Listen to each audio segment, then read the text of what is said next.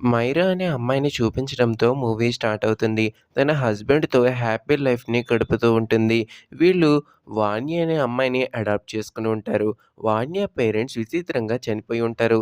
తనని అడాప్ట్ చేసుకొని బాగా చూసుకుంటున్న తన పేరెంట్స్‌ని తను చాలా మిస్ అవుతూ ఉంటుంది.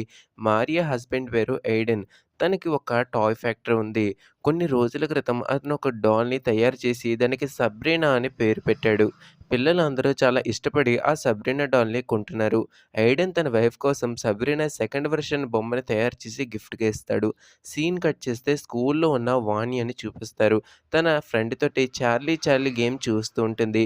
ఆ అబ్బాయి తన అమ్మమ్మతో ఈ గేమ్ ద్వారా మాట్లాడడానికి ట్రై చేస్తూ ఉంటాడు. వాన్యకి ఆ అబ్బాయి గేమ్ రూల్స్ అన్నీ చెప్తూ ఉంటాడు. ఐఓఎస్ యాప్ గురించి కూడా చెప్తాడు. ఆ యాప్ ద్వారా ఘోస్ట్‌ని లొకేట్ చేయొచ్చని కూడా చెప్తాడు. వెంటనే చార్లీ చార్లీ గేమ్ బోర్డ్‌ని తీసుకుంటుంది. తర్వాత ఆ బోర్డ్ ద్వారా వాన్య తన అమ్మని పిలుస్తుంది.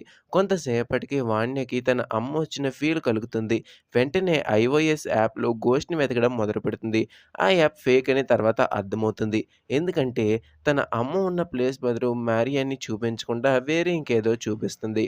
మారియా కూడా నిద్రలేస్తుంది. ఈలోపు వాన్యకి ఎలాగో నచ్చచెప్పి పడుకోబెడుతుంది. పడుకునే ముందు సబ్రీనా డాల్‌ని తోడుగా ఇస్తుంది. వాన్య పడుకున్నాక సబ్రీనా డాల్‌లో కళ్ళు కదలడం మనం చూడొచ్చు. ఆ చార్లీ చార్లీ గేమ్ బోర్డ్ నుంచి వచ్చిన దెయ్యం సబ్రీనా డాల్‌లోకి దూరింది. తర్వాత రోజు నుండి సబ్రీనా డాల్ దానంతట అదే మూవ్ అవ్వడం మొదలయింది. మారియా ఇలా బొమ్మ కదలడం చూసి చాలా కంగారు పడుతుంది. రాత్రి వాన్య మళ్ళీ ఐఓఎస్ యాప్ యూజ్ చేస్తున్నప్పుడు మళ్ళీ ఫేక్ గోస్ట్‌ని చూపిస్తుంది. కానీ ఈసారి నిజమైన గోస్ట్ వచ్చి వాన్యని క్లాజెట్‌లోకి లాక్కెళ్తుంది. తర్వాత రోజు మారియాకి వాన్య జరిగిందంతా కూడా చెప్పి తన అమ్మ మళ్ళీ తిరిగి వచ్చింది అని అంటుంది. తన అమ్మ పేరు యాంటనీ. రాత్రి మారియాకి నిజంగానే యాంటనీ కనిపిస్తుంది. చూస్తూ ఉండగానే ఒక డీమోన్‌లాగా మారిపోతుంది. మారియాని చంపడానికి ట్రై చేస్తుంది. కానీ ఎలాగో అలాగా మారియా ఎస్కేప్ అవుతుంది. తను అనుకుని వెళ్లి తన హస్బెండ్ ఎయిడెన్ కూడా అక్కడికి వస్తాడు. యాంటనీ ఇద్దరిని కూడా అటాక్ చేస్తుంది. వాళ్ళు ఎంత తప్పించుకుందాం అనుకున్నా ఎస్కేప్ అవ్వనదు.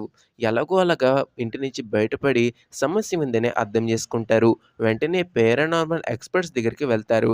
అందులోని వాళ్ళిద్దరూ కూడా ఎక్స్‌పర్ట్స్ కపుల్. అందులోని లారా వెళ్ళడానికి రెడీ అవుతుంది. యాంటనీని మళ్ళీ బోర్డ్‌లోకి పంపించాలని ఎంతో ట్రై చేస్తూ ఉంటారు. ఈలోపు బోర్డ్ కాలిపోయేలాగా చేస్తుంది. ఇంట్లో లైట్స్ అన్నీ కూడా ఆఫ్ అయిపోతాయి. వాన్యాని ఆవహించి పారానార్మల్ యాక్టివిటీని ఆపడానికి ట్రై చేస్తూ ఉంటుంది. లారా అటాక్ నుంచి ఎలాగో తప్పించుకుంటుంది. వాన్యా బాడీ నుండి కూడా ఘోస్ట్‌ని బయటకి తీస్తుంది. కానీ ఆ దయ్యం ఇప్పుడు ఫ్రీ అయ్యి అందరిని అటాక్ చేయడం స్టార్ట్ చేస్తుంది. చాలా ఫైట్ తర్వాత ఘోస్ట్‌ని హాల్స్‌లోనే లాక్ చేస్తారు. కానీ చిన్న మిస్టేక్ అవుతుంది. ఏంటంటే వీళ్ళు ఇంటి నుండి బయటకు వస్తున్నప్పుడు సబ్రీనా డాల్‌ని కూడా వీళ్ళతో తీసుకువస్తారు. ఘోస్ట్ కూడా డాల్‌లోనే ఉంటుంది. లారా ఘోస్ట్‌ని అబ్జర్వ్ చేసి, ఆ ఘోస్ట్ పేరు బాగి అని చెప్తుంది. ఇది మామూలు దెయ్యం కాదు. ఒక ఘోస్ట్ చైల్డ్ అని చెప్తుంది. ఇది చాలా పవర్‌ఫుల్ కూడా. ఇక్కడ వాన్యా పేరెంట్స్ డెత్ గురించి కూడా రివీల్ అవుతుంది. బాగి అనే ఘోస్టే వాన్యా మదర్‌ని కంట్రోల్ చేసింది. ఆ దెయ్యమే తన తండ్రిని కూడా చంపేలా చేసింది. పారానార్మల్ ఎక్స్‌పర్ట్స్ ఇద్దరు కూడా బంధించి ఉంటారు. యాంటనీ అదే వాన్యా మదర్ ఈ సిట్యుయేషన్‌లో చనిపోయి ఉంటుంది. వాన్య గేమ్ బోర్డ్ ద్వారా మళ్ళీ యాంటనీని పిలిచింది. అందుకే తనలో ఆవహించిన బాగి కూడా మళ్ళీ తిరిగి వచ్చింది అంటుంది.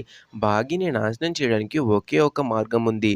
ఏంటంటే బాగి వాన్య మదర్ నుంచి వచ్చాక నిజ రూపంలో ఉన్నప్పుడు ఒక కత్తితో చంపి ఉంటారు. ఇది కేవలం బాగిని చంపడానికే తయారు చేయబడింది. ఇప్పుడు రైనార్డ్ దగ్గర ఒక కత్తి ఉంది. ఆ కత్తి తనకి గుహలో దొరికింది. అదే మనకి బాగిని చంపడానికి ఉపయోగించేది. ఇదిలా ఉండగా తర్వాత రోజు బాగి మళ్ళీ యాక్టివ్ అవుతుంది. మారియాని ఆవహిస్తుంది. మారియా అందరినీ కూడా కత్తితో పొడుస్తూ ఉంటుంది. కొంచెంలో మిస్ అవుతారు అందరూ కూడా. మళ్ళీ అందరూ ఎలాగోలా కలిసి మారియాని పట్టుకుంటారు. లారా ఎక్సార్సిజం చేసి మారియాపై ప్రయోగిస్తుంది. అప్పుడే తెలుస్తుంది బాగి అనే డీమాన్ ఒక మనిషి పిలిస్తేనే వచ్చింది. అది ఏ ఒక్కరి ఆత్మ కూడా కాదని. స్టోరీ అప్పుడే మలుపు తిరుగుతుంది. కొన్నేళ్ల క్రితం ఎయిడెన్ బ్రదర్ ఉండేవాడు. ఆర్కా అతని పేరు. వీళ్ళిద్దరికీ ఒక టాయ్ ఫ్యాక్టరీ ఉండేది. వాళ్ళ ఫాదర్‌కి ఆర్కా డిజైన్ చేసిన టాయ్స్ అంటేనే ఎక్కువ ఇష్టం. ఇది చూసి ఎయిడెన్ చాలా జెలస్ ఫీల్ అవుతూ ఉండేవాడు. వాళ్ళ ఫాదర్ చనిపోయాక ప్రాపర్టీలో 60% ఆర్కా పేరు మీద రాసి ఉంటాడు. ఎయిడెన్‌కి కేవలం 40% మాత్రమే రావడంతో తను చాలా కోపంగా ఉంటాడు.